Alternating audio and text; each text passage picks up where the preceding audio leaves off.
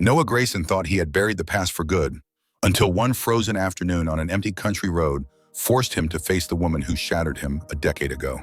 He only meant to help a stranded driver, but when the officer turned and removed her sunglasses, time stopped. It was Brooke Ellison, the love he never healed from, standing 3 feet away as if the universe had dragged her back into his life. He felt his heart crack open and every scar burn at once. Stay with me, because the secret behind her return will shake everything Noah thought he knew about forgiveness, family, and second chances. Noah Grayson never believed in fate.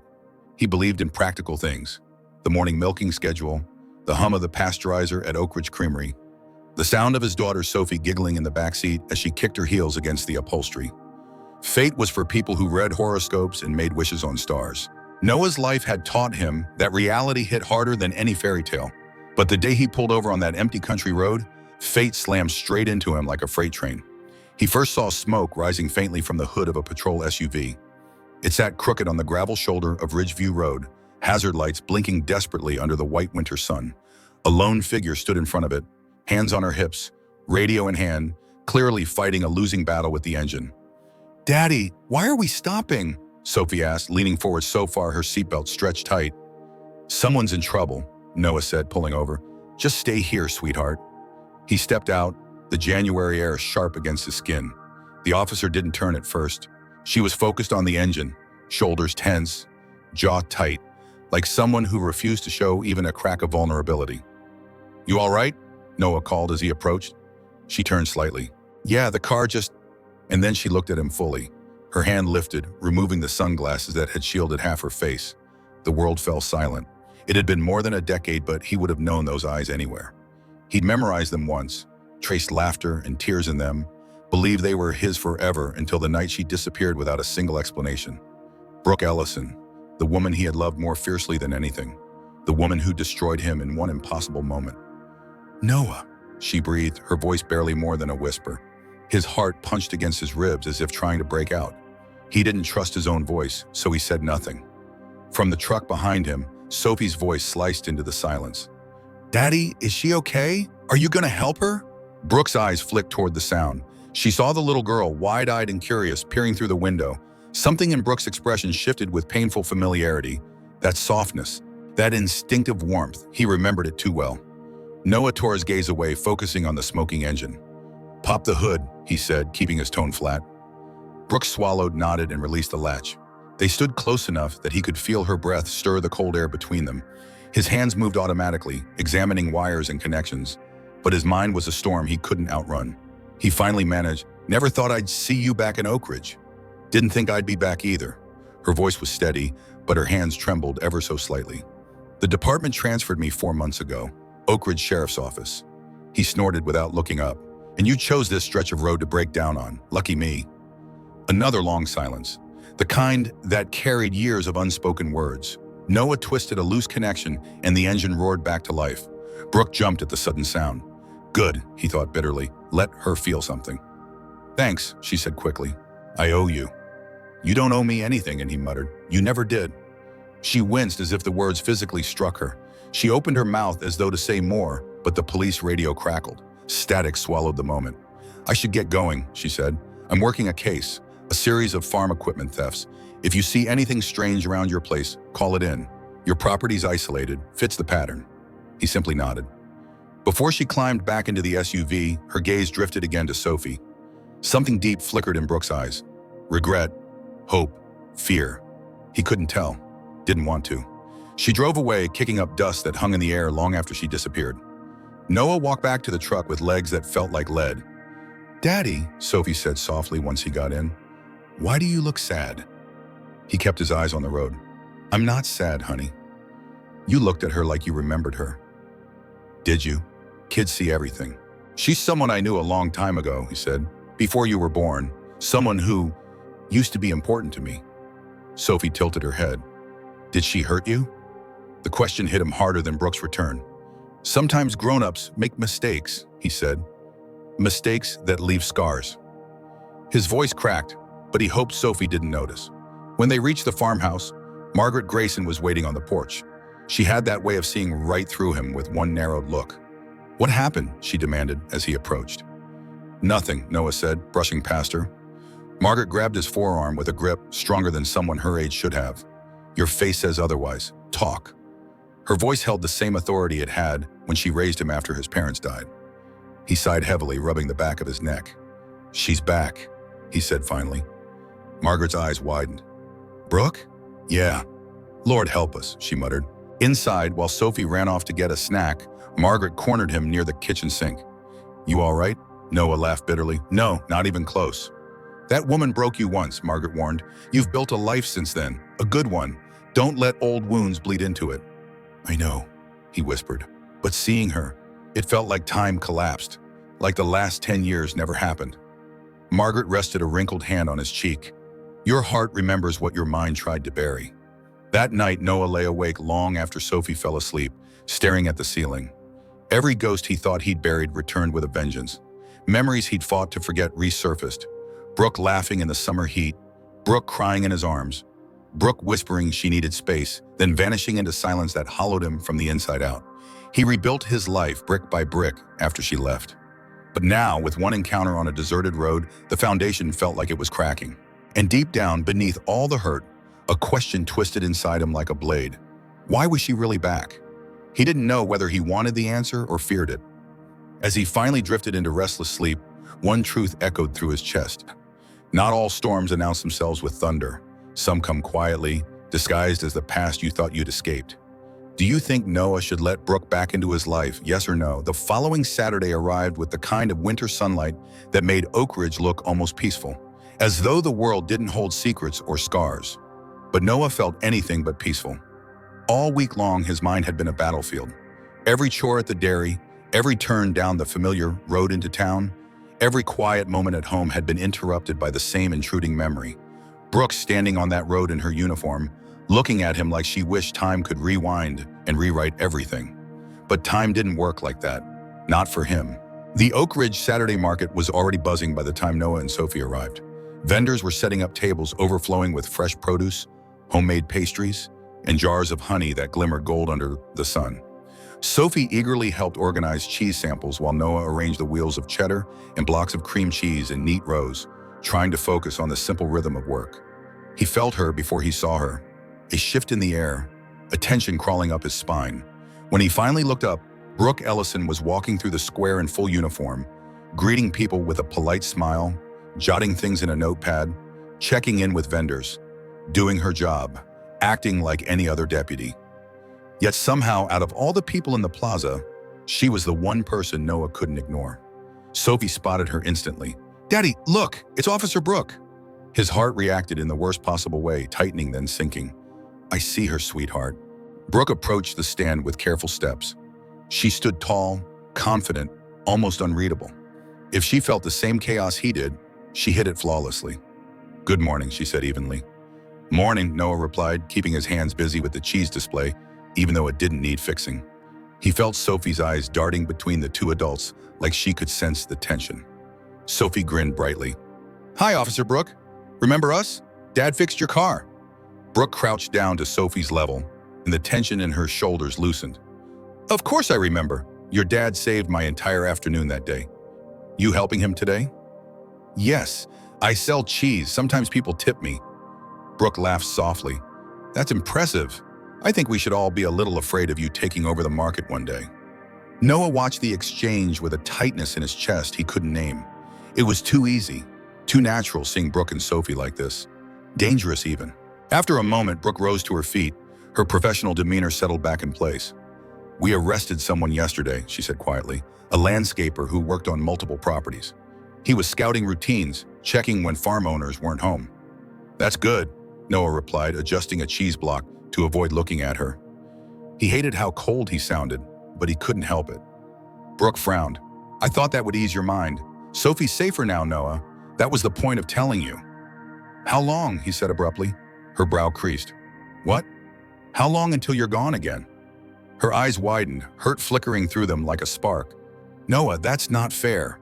I heard you've been at the Riverside Library every night, studying, promotion exams. What's the plan this time? Minneapolis? Denver? Seattle? People nearby slowed, pretending not to eavesdrop. Brooke stepped back slightly, lowering her voice. I'm not doing this here. If you want to talk, we can talk. But not like this, not in public and not with Sophie watching. She walked away before he could respond, leaving Noah standing in the shadow of his own anger. Sophie tugged his sleeve gently. Daddy, why did you talk to her like that? He closed his eyes, because grown-ups mess things up sometimes. You always say we should apologize when we hurt someone. The truth of that pierced him. Later that afternoon, after the market closed and Margaret took Sophie to visit a neighbor, Noah stayed behind to clean up the stand. He took longer than necessary, hoping the quiet work would steady him.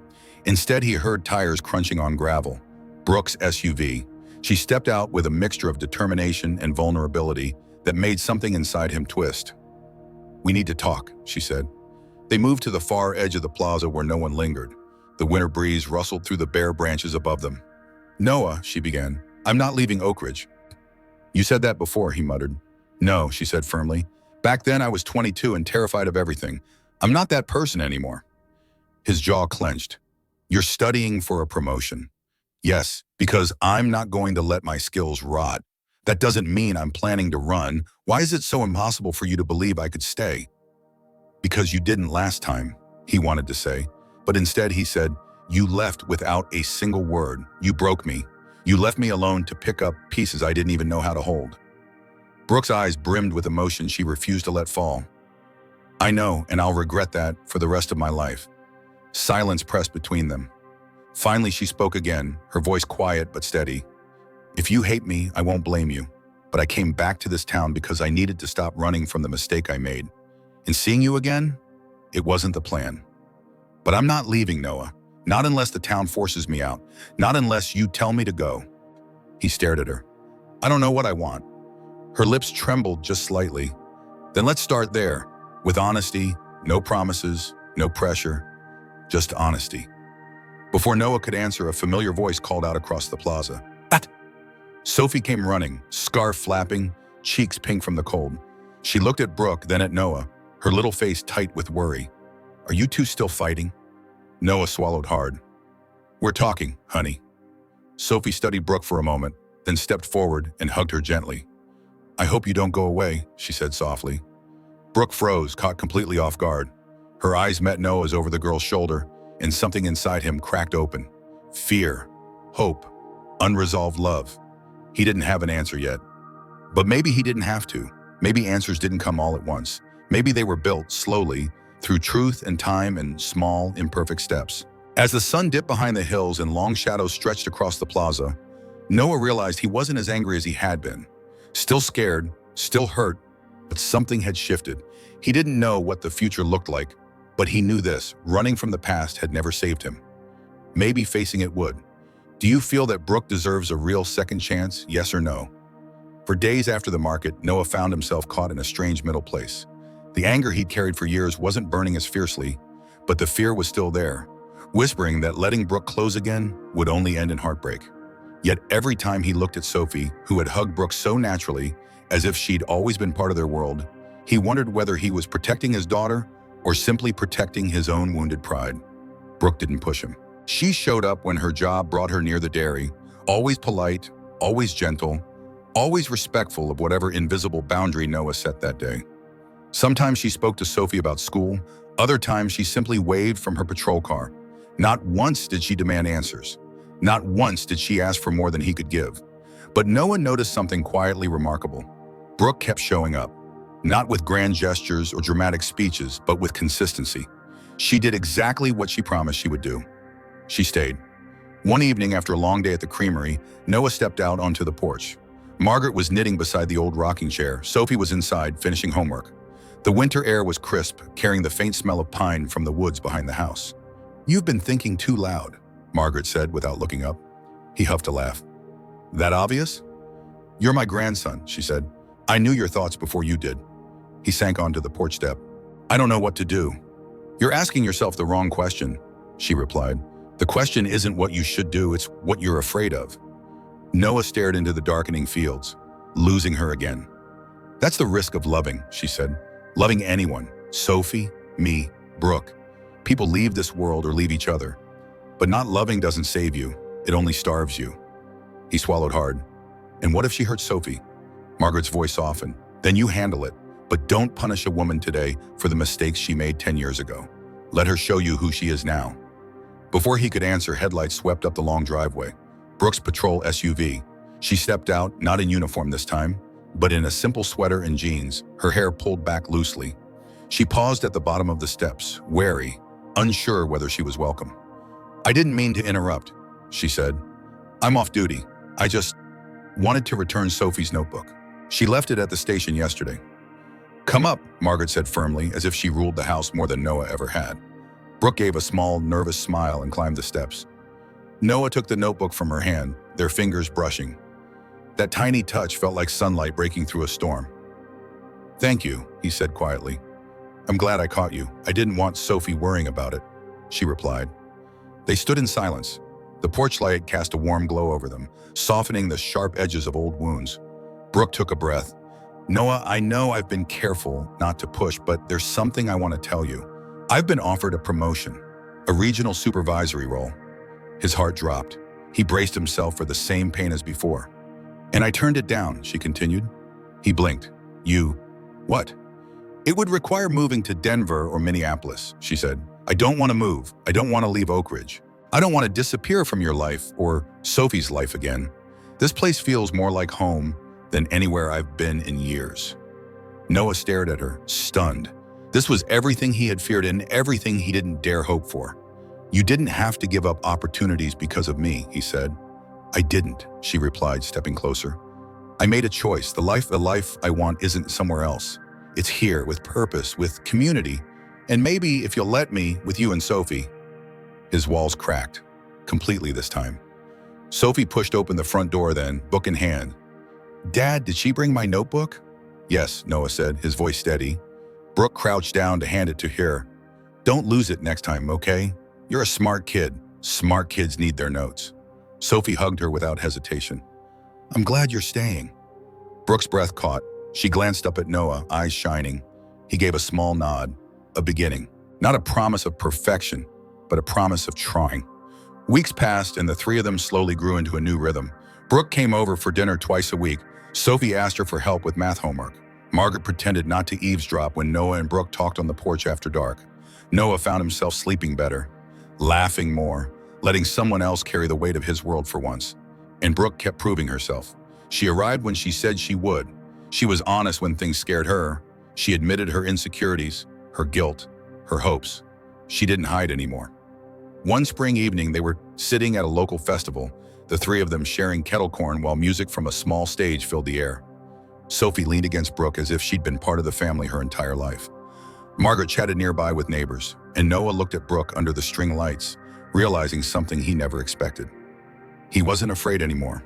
Not the way he used to be. Not the way that paralyzed him.